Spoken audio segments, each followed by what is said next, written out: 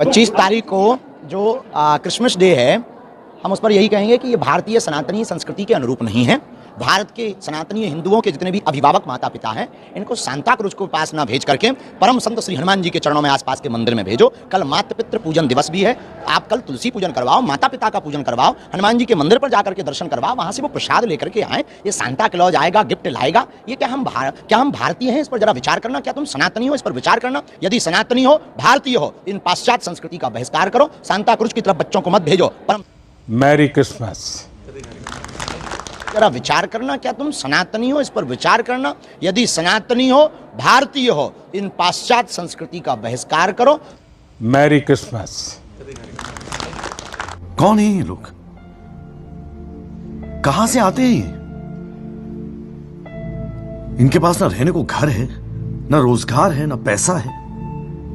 साथियों, क्रिसमस के इस अवसर पर मैं देश के लिए, क्रिश्चियन कम्युनिटी के लिए एक बात जरूर योगदान करूंगा कि आपके योगदान को भारत गर्व से स्वीकार करता है। ईसाई समुदाय ने फ्रीडम मूवमेंट में महत्वपूर्ण भूमिका निभाई है।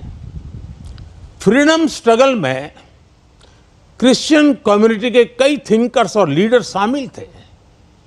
गांधी जी ने स्वयं बताया था कि नॉन कोऑपरेशन मूवमेंट की परिकल्पना सेंट स्टीफेंस कॉलेज के प्रिंसिपल सुशील कुमार रुद्र की छत्रछाया में रची गई थी। साथियों, ईसाई समुदाय ने समाज को दिशा देने में निरंतर महत्वपूर्ण भूमिका निभाई है। समाज सेवा में क्रिश्चियन कम्युनिटी बढ़ चढ़कर हिस्सा लेती है और आपकी कम्युनिटी गरीबों और वंचितों की सेवा के लिए हमेशा आगे रहती है। एजुकेशन और हेल्थ केयर जैसे महत्वपूर्ण क्षेत्र में आज भी पूरे भारत में ईसाई समुदाय के संस्थान बहुत बड़ा योगदान दे रहे हैं। फ्रेंड्स, 2047 तक विकसित भारत बनाने का जो लक्ष्य है, इस लक्ष्य के साथ हम अपनी विकास यात्रा को तेज गति से आगे बढ़ा रहे हैं, लगातार कोशिश कर रहे हैं। इस विकास यात्रा में हमारे सबसे महत्वपूर्ण साथी अगर कोई हैं तो वो हमारे युवा है। निरंतर विकास के लिए ये बहुत आवश्यक है कि हमारे युवा फिजिकली, मेंटली और इमोशनली फिट और हेल्दी रहें।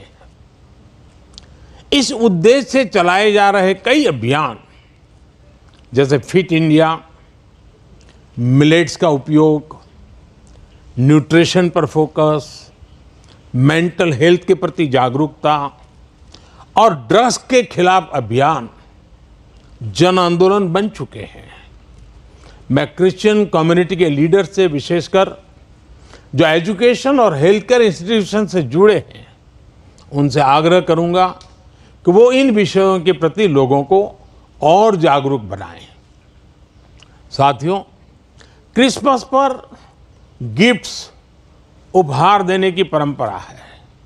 मुझे भी बहुत ही पवित्र तोहफा मिला अभी और इसलिए इस अवसर पर हम ये विचार करें कि कैसे हम आने वाली पीढ़ियों को एक बेटर प्लेनेट का उपहार दे सकते हैं। सस्टेनेबिलिटी आज के समय की जरूरत है। लिविंग ए सस्टेनेबल लाइफस्टाइल, ये मिशन लाइफ का सेंट्रल मैसेज है। एक ऐसा इंटरनेशनल मूवमेंट है जिसका नेतृत्व भारत कर रहा है। ये अभियान प्रो प्लैनेट पीपल को प्रो प्लैनेट लाइफस्टाइल अपनाने के लिए प्रेरित करता है। और भी संपत जी ने जो छोटी किताब में ग्रीन कलर लाने के लिए कहा है ना, उसका यही भी एक रास्ता है। और उदाहरण के लिए रीयूजिंग और रिसाइकलिंग, बायोडिग्रेडेबल मटेरियल्स का इस्तेमाल, मिलेट्स श्री अन्न को अपनाना, मिनिमल कार्बन फुटप्रिंट वाले उत्पादों को खरीदना, ऐसी कई चीजों को हम अपनी डेली लाइफ का हिस्सा बना सकते हैं और बड़ा बदलाव ला सकते हैं। और मैं मानता हूं क्रिश्चियन कम्युनिटी जो इतनी सोशली कॉन्शियस होती है, वो इस मिशन में प्रमुख भूमिका निभा सकती है, नेतृत्व कर सकती है। साथियों, एक विषय वोकल फॉर लोकल का भी है। जब हम स्थानीय उत्पादों को बढ़ावा देते हैं, जो हम भारत में बनी वस्तुओं के एम्बेसडर बनते हैं, तो ये भी तरह से देश सेवा ही है। वोकल फॉर लोकल के मंत्र की सफलता से देश के लाखों लाख छोटे उद्यमियों को उनका रोजगार जुड़ा है, स्वरोजगार जुड़ा है। और इसलिए मैं क्रिश्चियन कम्युनिटी के लोकल के लिए और वोकल बनने के लिए आप सबका मार्गदर्शन को मिलता रहे, ये मैं जरूर आग्रह करूंगा।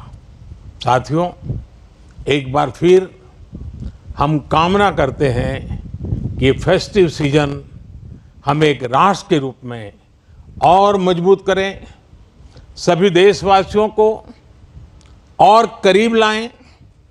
ये त्योहार हमारी डाइवर्सिटी में हमें एकजुट रखने वाली बॉन्डिंग को मजबूत करें। आप सबको मेरी तरफ से फिर से बहुत बहुत शुभकामनाएं हैं। और आप सब समय निकाल करके आए, और आप मुंबई से स्पेशली उस आयु में भी दौड़ करके आए। वैसे मुझे आप में से कईयों के निरंतर आशीर्वाद मिलते रहते हैं, मुलाकात, मार्गदर्शन मिलता रहता है, लेकिन आज सबको एक साथ मिलने का मौका मिला। मैं फिर एक बार आपका धन्यवाद करता हूं। मैं इन बच्चों का विशेष रूप से आभार व्यक्त करता हूं कि उन्होंने आज के हमारे इस पर्व को अपने स्वर से, अपनी भावनाओं से और मजबूत बनाया है। इन बच्चों को मेरा बहुत बहुत आशीर्वाद, धन्यवाद।